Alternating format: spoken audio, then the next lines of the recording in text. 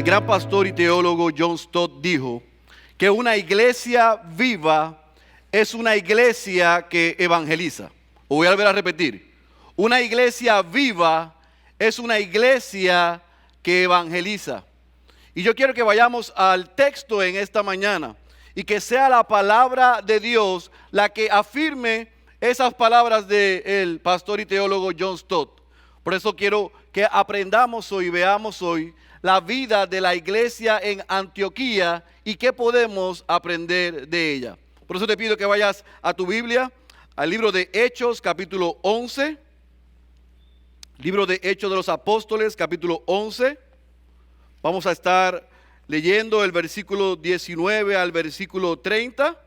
Después vamos a orar. Vamos a desempacar lo que dice estos textos. Y después vamos a aterrizar el mensaje y ver cómo lo podemos aplicar a nuestras vidas. Hechos capítulo 11, versículo 19 al versículo 30. Cuando usted esté ahí me dice amén. Leemos la santa y poderosa palabra de nuestro Señor.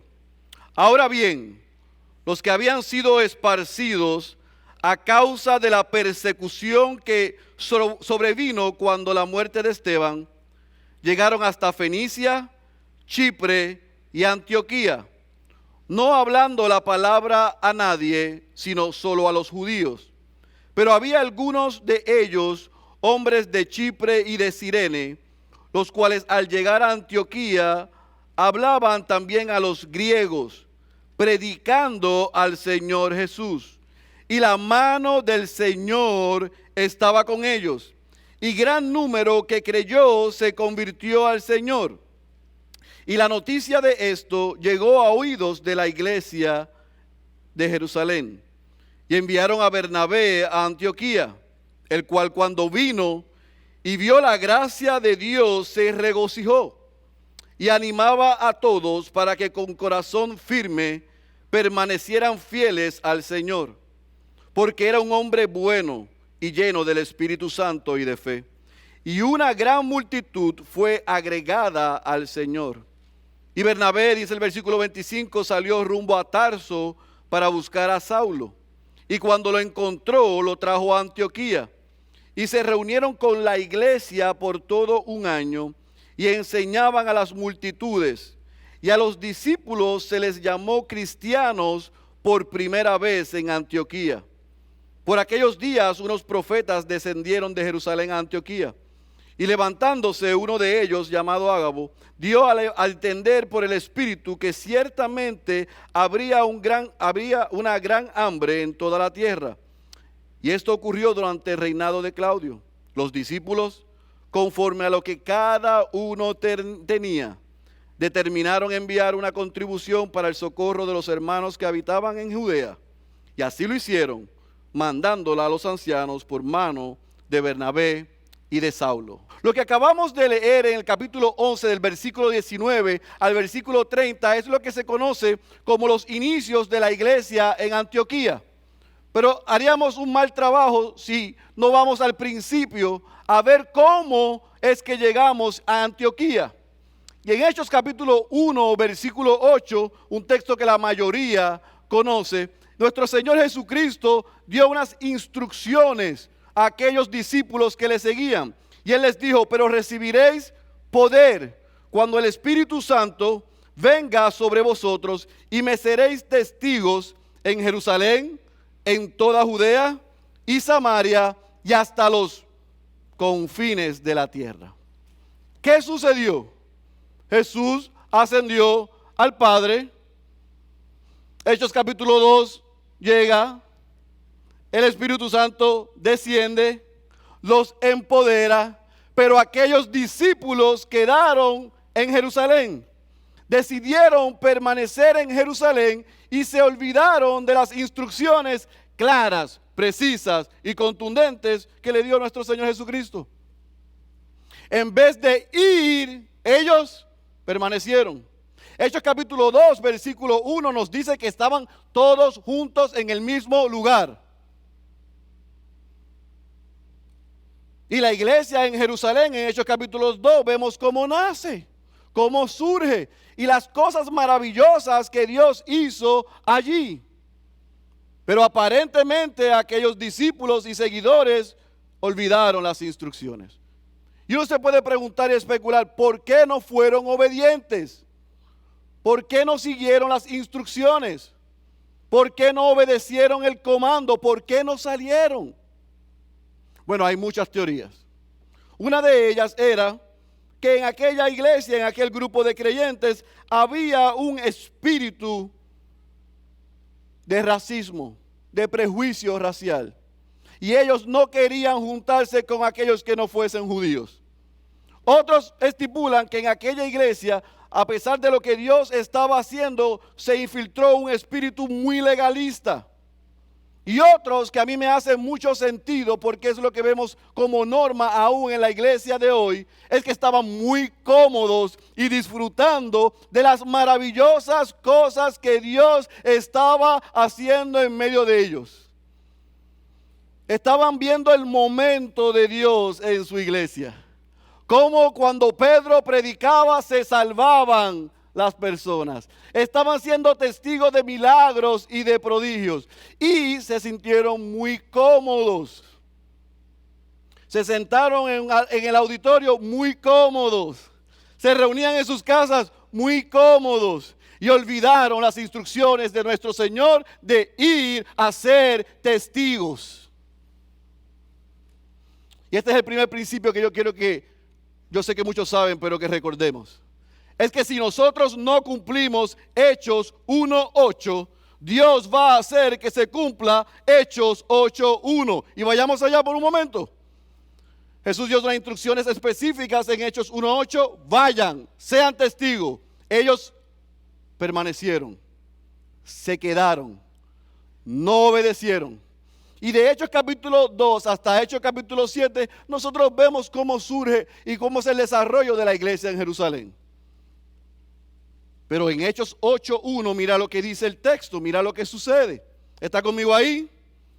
En aquel día se desató una gran persecución en contra de la iglesia en Jerusalén. ¿Y qué dice el texto? Y todos fueron esparcidos por las regiones ¿de dónde? Judea y Samaria, excepto los apóstoles. Pero Judea y Samaria no fue donde el Señor Jesucristo los envió. Ahí no fue que Él les dio instrucciones de ir a ser testigos. ¿Pero qué pasó con ellos? Se quedaron en el aire acondicionado con las pantallas grandes. Y se olvidaron del necesitado. Y se olvidaron de ser testigos. Pero a Dios no se le olvidó. Un gran amigo me dijo a mí, en mi proceso en el que me encuentro de transición para regresar a Puerto Rico a iniciar una iglesia, me dijo, querido Félix, cuando Dios nos envía a hacer algo, es mejor que obedezcamos. Si no, pregúntale a Jonás, que Dios le dijo, nos vemos en Nínive, en ballena o en barco, pero nos vemos en Nínive. Así que me sugirió, vete por Delta antes que Dios te mande en ballena a la isla. Usted no me cree, pregúntele a aquellos creyentes en Jerusalén. Vayan y sean testigos. Se quedaron en Jerusalén, Dios envía una persecución, todos son esparcidos y se cumple lo que Dios dijo que se iba a cumplir a través de nuestro Señor Jesucristo. Ahora, esa persecución se da, salen los creyentes y un grupo de ellos llega a Antioquía. Y cuando llegaron a Antioquía, ellos comenzaron a predicar el evangelio. Ellos comenzaron a dar por gracia lo que por gracia habían recibido. Comenzaron a ser testigos. Y el texto nos dice, en lo que leímos en el capítulo 11, del versículo 19 al versículo 30, que vidas comenzaron a ser transformadas. Había coinonía entre personas de diferentes razas. Judíos y gentiles comenzaron a alabar y adorar juntos en Antioquía. Y había hambre por la palabra de Dios. ¿Sabe lo que sucedió? Que entonces en Jerusalén escucharon lo que estaba pasando en Antioquía y enviaron a Bernabé, uno de sus líderes, uno de sus mejores hombres, para que fuera a Antioquía y viera lo que estaba sucediendo. Y si vemos en el Nuevo Testamento, el relato siempre nos muestra que cuando se enviaba a alguien, se esperaba que él fuese, investigara, viera y regresara con un reporte. Pero el texto nos dice que cuando Bernabé llegó a Antioquía, ¿qué hizo? Permaneció allí. Se quedó allí.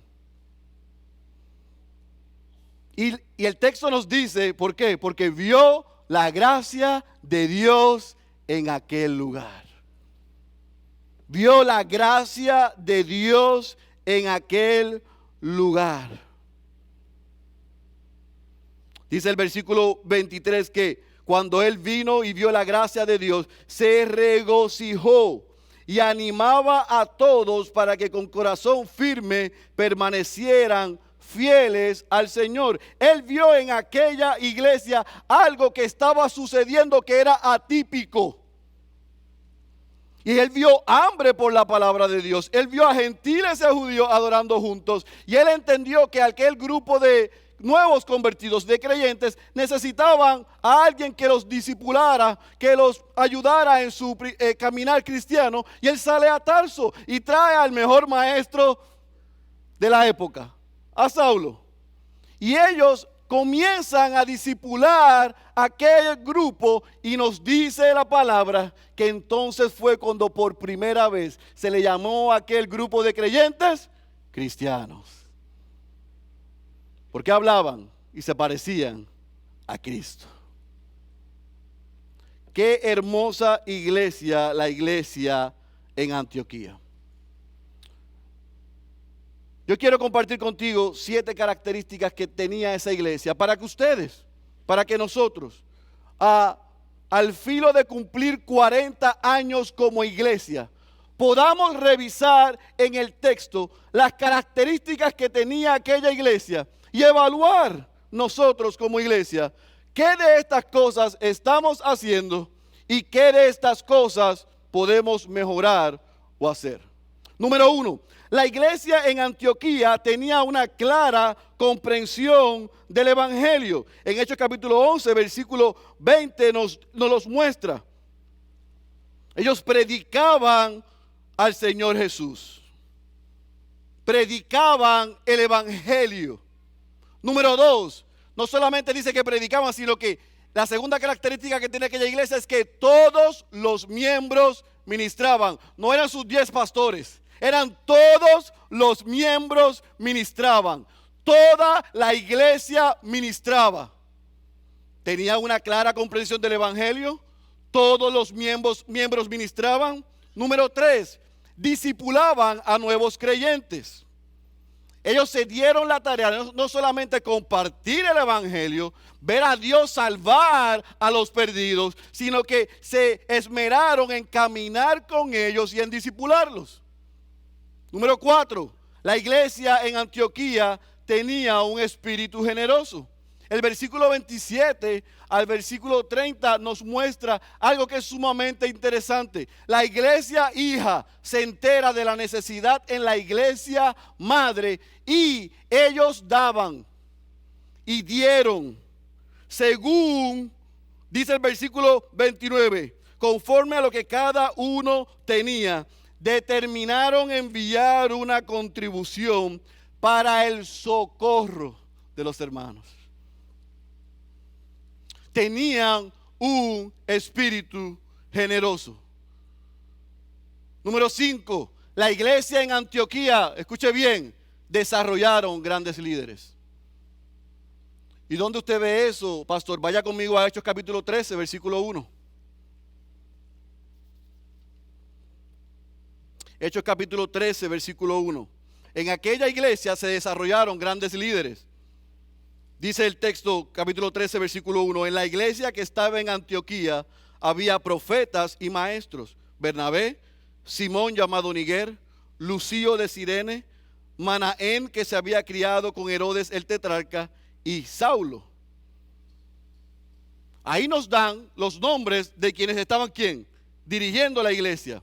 Y yo le voy a invitar a usted, y estoy hablando en serio, si usted me puede dar los nombres de aquellos que salieron de Jerusalén a Antioquía y predicaron el evangelio, ministraron, discipularon y tuvieron espíritu generoso. Si usted me puede dar el nombre, cuando se acabe el servicio yo le pago el almuerzo. Yo le invito y le pago el almuerzo. Pero el texto no nos va a mostrar, no nos muestra los nombres de los cristianos comunes y corrientes que hicieron el trabajo evangelístico, pero sí nos da los nombres de aquellos líderes que se desarrollaron en la iglesia. Número 6. Era una iglesia que estaba enfocada en la oración. Y número 7. La iglesia en Antioquía tenía un corazón evangelizador. Dice el versículo 2, mientras ministraban al Señor y ayunaban, el Espíritu Santo dijo, apartadme a Bernabé y a Saulo para la obra a la que los he llamado. ¿Qué dice el versículo 3? Entonces, después de ayunar, orar y haber impuesto las manos sobre ellos, los enviaron. ¿Usted se imagina que la reunión del martes de los pastores, ellos estén orando, reunidos, y el Espíritu Santo ponga en el corazón de los pastores enviar al pastor Sugel, o al pastor Salvador, o al pastor Marcos, o al pastor Eduardo, o al pastor Cifrido, o al pastor Rafael, o a alguno de sus pastores a salir e ir a la obra del ministerio que Él les ha llamado? ¿Sabe cuántas reuniones de miembros posiblemente hagan para impedir que salgan algunos de sus pastores a la obra del ministerio? ¿Cómo es posible que me lleven 2 de los pastores nuestros? ¿Sabe lo que dice el texto? Que ellos oraron, y ellos ayunaron, y ellos obedecieron. Impusieron sus manos y los enviaron. Y por aquella iglesia ser obediente y enviar a esos 2 hombres, a sus mejores 2 hombres, a esos 2 plantadores de iglesias, la iglesia en Antioquía se convirtió en la iglesia madre, abuela y bisabuela de un movimiento misionero en lo que conocemos como Turquía y Grecia. Fue el epicentro de donde el apóstol Pablo salió en sus viajes misioneros. Fue una iglesia que estuvo dispuesta a sacrificar lo mejor de ellos por la expansión del evangelio.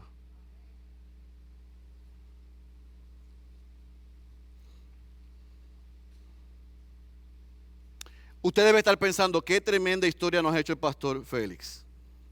Gracias por el recordatorio del inicio de la iglesia en Antioquía. Pero ¿qué tiene que ver eso con IBCJ? ¿Qué tiene que ver eso con nosotros? Usted no acaba de escuchar que 4 pastores nuestros no están aquí en esta mañana, están en diferentes lugares. Gloria a Dios por eso. La pregunta es, ¿dónde está usted? ¿Qué está haciendo usted con lo que ha aprendido? ¿A quién le está ministrando usted? ¿A quién le está compartiendo el evangelio usted? Porque según yo tengo entendido, y le doy gracias a Dios y obviamente la gloria es para Él, este país, esta ciudad, ustedes y otras iglesias han sido la cuna de lo que Dios está haciendo en el mundo hispanohablante. Gloria a Dios por eso. Ciertamente IBCJ ha sido grandemente bendecido por Dios, pero todavía hay mucha mies en Santo Domingo, hay mucha mies en la República Dominicana, hay mucha mies en el Caribe y hay mucha mies en el mundo, y no son sus pastores los que únicamente están llamados a compartir el evangelio. Usted y yo también estamos emplazados a hacer lo mismo. Santo Domingo, República Dominicana y el Caribe todavía necesita el evangelio. Todavía hay corrientes de error que han dominado y están dominando a nuestros familiares, amigos, vecinos, compañeros de trabajo. La pregunta es, ¿qué estamos haciendo usted y yo? ¿Qué estamos haciendo como iglesia?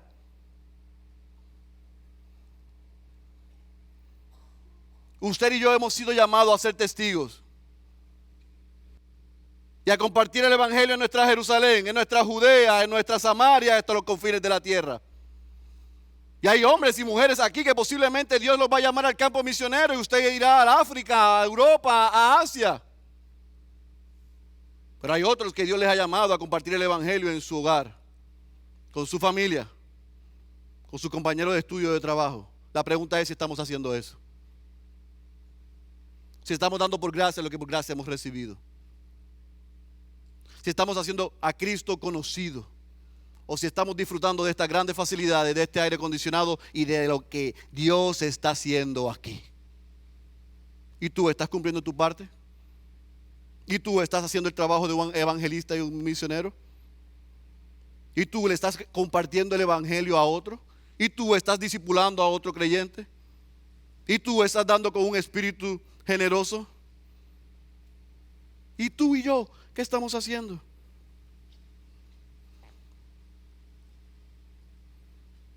¿Estamos dispuestos a que Dios nos llame y nos envíe y a sacrificarnos y salir de aquí hacia otra ciudad que necesita una IBCJ?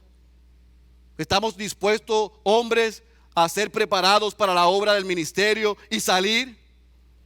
¿Estamos dispuestos como iglesia a invertir nuestros recursos en preparar a una próxima generación? No solamente que siga la trayectoria de 40 años aquí, sino que por los próximos 40 años IBCJ se convierta en otra Antioquía donde salgan y vayan a otros lugares. Alguien me dijo una vez que el legado mayor que tiene una iglesia no es la capacidad de gente que sienta, es la capacidad de gente que envía.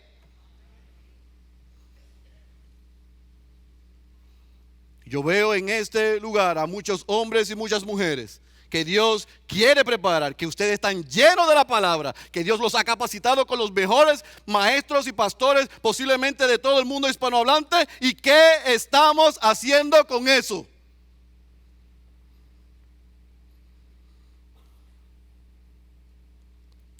Si todavía en tu familia hay gente que no ha creído en Jesucristo como su Señor y Salvador, tú tienes trabajo que hacer. Si en tu colonia, en tu comunidad hay gente que todavía no ha respondido al mensaje del evangelio, tú tienes trabajo que hacer.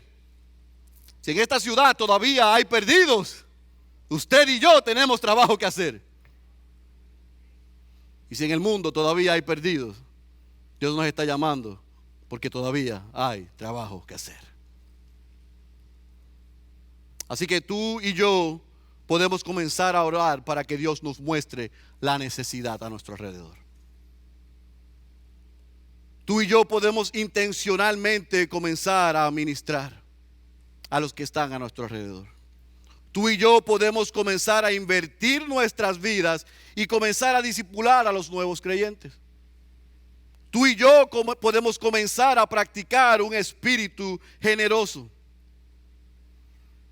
Y tú y yo y nosotros como iglesia debemos rogar para que el Espíritu Santo ponga en nosotros un hambre por ir a la mies en nuestra Jerusalén, Judea, Samaria, hasta los confines de la tierra. Que Dios ponga pasión por los perdidos. Pasión por los perdidos. Para que toda oportunidad que usted y yo tengamos, cuando alguien que está en nuestro círculo concéntrico, sepamos que no conoce al Señor, nosotros queramos compartirle el evangelio. Usted y yo podemos hacer eso. Así que comienza a identificar a las personas que necesitan el evangelio alrededor tuyo. Eso es lo que nosotros le enseñamos a nuestra gente en nuestra iglesia. Comienza en tu devocional diario, en tu libreta, y anota a todas las personas que están cerca de ti que no conocen al Señor y comienza a orar por ellos.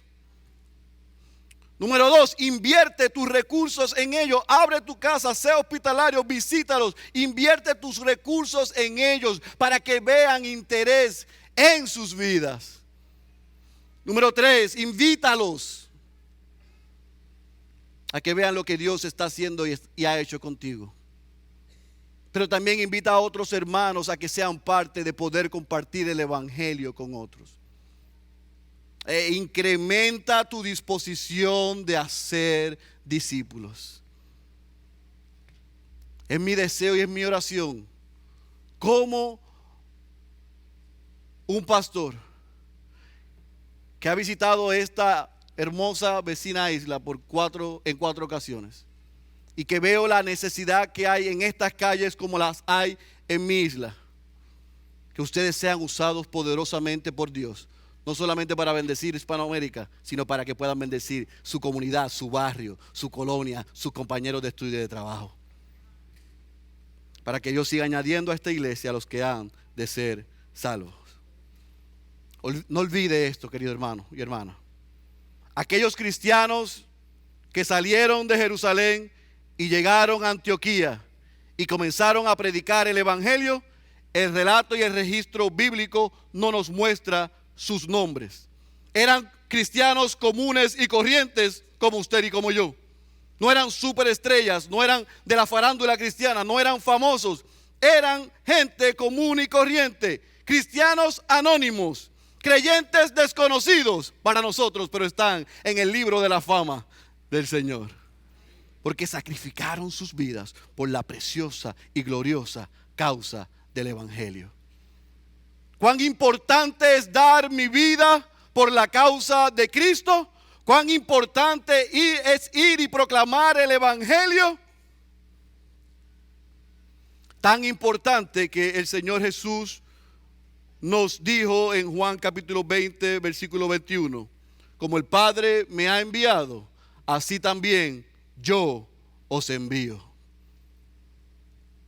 Uno de mis mentores me dijo esto en una ocasión, y ha sido el norte de nuestra vida, el norte de nuestra familia y el norte de nuestro ministerio. Me dijo: Félix, hay algo peor que estar perdido, y es estar perdido y que nadie te esté buscando. Hay muchos fuera de esas puertas que están perdidos, muchos alrededor de nosotros que están perdidos. La pregunta es si nosotros los estamos buscando. Si el Señor nos alcanzó, debemos desear, anhelar y poner en práctica lo que hemos aprendido para que Dios alcance a otros. Yo creo que el Señor está de acuerdo conmigo. El que tenga oídos para oír, yo ruego y he rogado que haya escuchado la voz de Dios.